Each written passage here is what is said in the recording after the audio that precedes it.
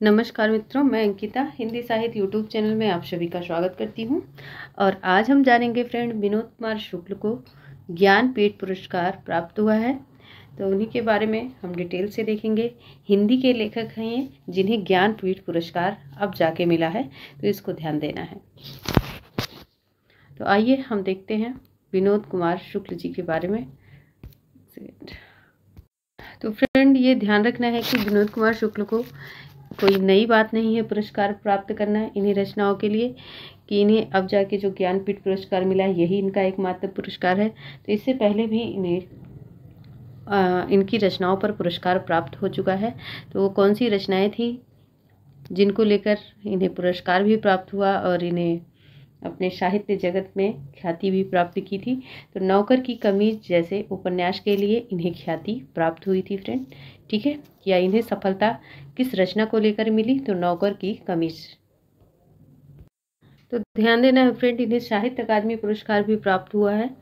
तो देखेंगे कि विनोद कुमार शुक्ल को कौन से नंबर का ज्ञानपीठ पुरस्कार प्राप्त हुआ है फ्रेंड। तो 59वां नंबर का इन्हें ज्ञानपीठ पुरस्कार प्राप्त हुआ है। डल मऊ के साहित्यकारों और कवियों ने दी बधाई और उनके अमूल्य योगदान को भी सराहा। सुप्रसिद्ध कवि हैं ये, कथाकार भी हैं, उपन्यासकार भी हैं, डॉक्टर विनोद कुमार शुक्ल, जिन्हें 59वां ज्ञानपीठ पुरस्कार मिलने पर डलमऊ रायबरेली में समारोह का आयोजन किया गया। तो ये भी प्रश्न बन सकता है फ्रेंड कि विनोद कुमार शुक्ल को कौन से जिले में, कौन से राज्य में इन्हें पुरस्कार से सम्मानित किया गया। तो किसी भी टाइप से आपसे प्रश्न बन सकता है, तो आप ध्यान रखेंगे कि इन्हें कौन से नंबर का ज्ञानपीठ पुरस्कार मिला। तो 59वें नंबर का ज्ञानपीठ पुरस्कार इन्हें प्राप्त हुआ। कहाँ पर फ्रेंड, तो डलमऊ के रायबरेली में, ठीक है। कहाँ पर, किस स्थान पर, तो डलमऊ के रायबरेली में, ध्यान रखेंगे आप। और भी इनकी बहुत सारी प्रसिद्ध कृतियां हैं फ्रेंड, जिन पर इन्हें ज्ञानपीठ पुरस्कार से पहले जो सम्मान मिला हुआ है। तो आइए उनके बारे में जानते हैं। विनोद कुमार शुक्ल जी की रचनाओं में दीवार की एक खिड़की रहती थी, जिसके लिए इन्हें 1999 में साहित्य अकादमी पुरस्कार से नवाजा गया था। नौकर की कमीज 1979 ईस्वी में, जिस पर मणि कौल ने फिल्म भी बनाई, और कविता संग्रह सब कुछ होना बचा रहेगा 1992 प्रमुख है। तो ये तो इनके प्रसिद्ध कृतियां और सम्मान रहे। आइए इनकी कुछ हम कविताओं के बारे में जानते हैं। फ्रेंड, इनकी कविताएं भी बहुत सारी हैं, तो लेकिन इनकी पहली कविता संग्रह को पहले हम देखेंगे कि पहली कविता संग्रह इनका कौन सा है। तो फ्रेंड, विनोद कुमार शुक्ल जी का पहला कविता संग्रह है लगभग जय हिंद। तो ये लभाग है, तो इसको ध्यान दीजिएगा, लगभग है ये लगभग है फ्रेंड, लगभग जय हिंद, ठीक है। तो लगभग जय हिंद 1971 में प्रकाशित हुआ। वह आदमी चला गया नया गरम कोट पहनकर विचार की तरह, उनका दूसरा कविता संग्रह था, जो 1981 में संभावना प्रकाशन से प्रकाशित हुआ था। नौकर की कमीज उनका पहला उपन्यास था, जो 1979 में उसी प्रकाशक द्वारा लाया गया था। तो ये आप ध्यान रखेंगे, पहला कविता संग्रह कौन सा है, तो लगभग जय हिंद 1971 में यह प्रकाशित हुआ। और भी इनकी बहुत सारी कविताएं हैं। तो वह आदमी चला गया नया गरम कोट पहनकर विचार की तरह, उनका ये दूसरा कविता संग्रह है, और 1981 में संभावना प्रकाशन से यह प्रकाशित हुआ है। तो ये भी पूछा जा सकता है, विनोद कुमार शुक्ल जी का दूसरा कविता संग्रह किस प्रकाशन के द्वारा प्रकाशित हुआ, तो 1981 में संभावना प्रकाशन के द्वारा प्रकाशित हुआ। उनका पहला उपन्यास था, जो 1979 में उसी प्रकाशन द्वारा लाया गया, ठीक है। तो पहला इनका उपन्यास कौन है, नौकर की कमीज, जिस पर इन्हें साहित्य अकादमी पुरस्कार भी प्राप्त हो चुका है। फ्रेंड, इनकी संपूर्ण रचनाएं जो हैं उन्हें हम देख लेते हैं। तो कविता के बारे में हमने बात किया था, तो कविता कौन कौन सा है इनका, देखिए। कविता एक इनका है, हताशा से एक व्यक्ति बैठ गया था, जो मेरे घर कभी नहीं आएंगे, ठीक है। प्रेम की जगह अनिश्चित है, आंख बंद कर लेने से, और अगला है, अपने हिस्से में लोग आकाश देखते हैं, ठीक है। और आपने पहला अभी देखा, पहला कविता संग्रह कौन सा था, तो इसका ध्यान रखना है, ये भी इनका संपूर्ण कविता संग्रह ही है, ठीक है। हताशा से एक व्यक्ति बैठ गया था, जो मेरे घर कभी नहीं आएंगे। प्रेम की जगह अनिश्चित है। आंख बंद कर लेने से अपने हिस्से में लोग आकाश देखते हैं। ये तो रहे इनके कविता संग्रह, और जिनमें हमने बताया कि इनका पहला कविता संग्रह कौन है, तो लगभग जय हिंद आप याद रखेंगे, भूलना नहीं। तो चलिए देखिए फ्रेंड, शुक्ला जी की कुछ आलोचनात्मक रचनाएं जो रही हैं, तो इनके आलोचक कौन कौन रहे हैं फ्रेंड। सूर तुलसी जायसी पर की गई इनकी आलोचनाएं।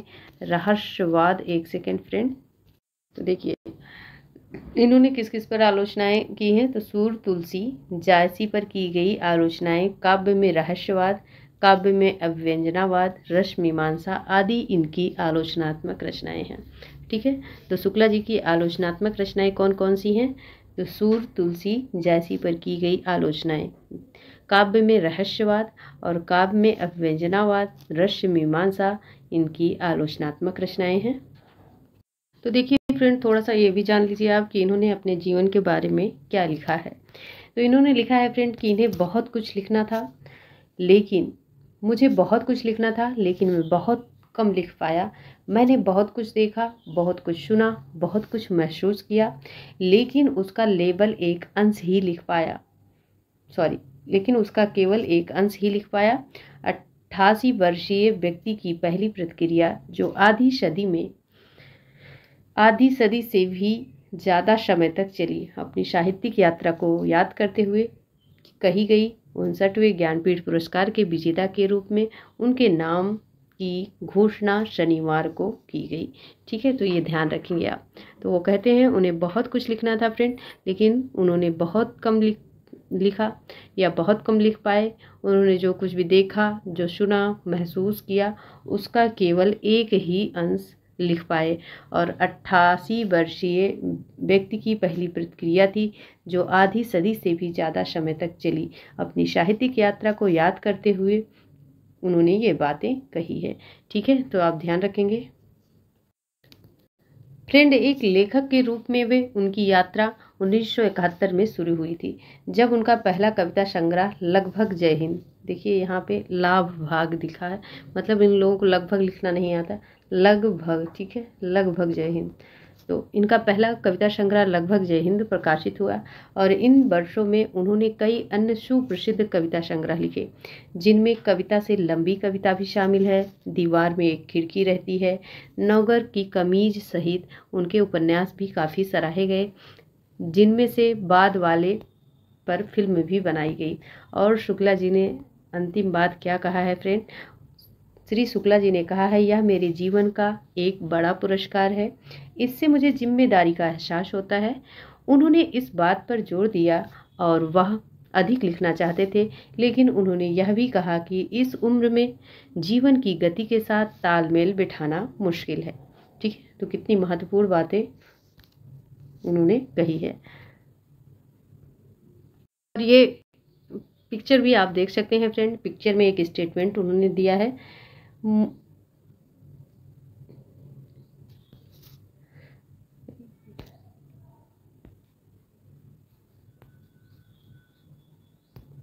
मुझे बचाना है एक एक कर अपनी प्यारी दुनिया को, बुरे लोगों की नज़र है इसे खत्म कर देने को। ठीक है, मुझे बचाना है एक एक कर का मतलब क्या होता है फ्रेंड, आप जान सकते हैं। ठीक है, कर का मतलब कर्ज से है। मुझे बचाना है एक एक कर अपनी, मतलब कर का तो कई अर्थ हो सकता है। एक एक कर अपनी प्यारी दुनिया को, बुरे लोगों की नज़र है इसे खत्म कर देने को। ठीक है, तो एक एक कर या कर्ज इन्हें चुकाना है या बचाना है, इससे भी रिलेटेड है ये पंक्ति, आप याद रखेंगे फ्रेंड। तो आज के लिए इतना ही, बस मैं यही कहूँगी कि आप यह ध्यान रखेंगे कि इन्हें कौन से नंबर का ज्ञानपीठ पुरस्कार प्राप्त हुआ है, तो 59वें नंबर का। ठीक है, 59वें नंबर का। और इसी के साथ हम अपने शब्दों को विराम देते हैं फ्रेंड। ज़्यादा से ज़्यादा वीडियो को लाइक शेयर कीजिए। धन्यवाद।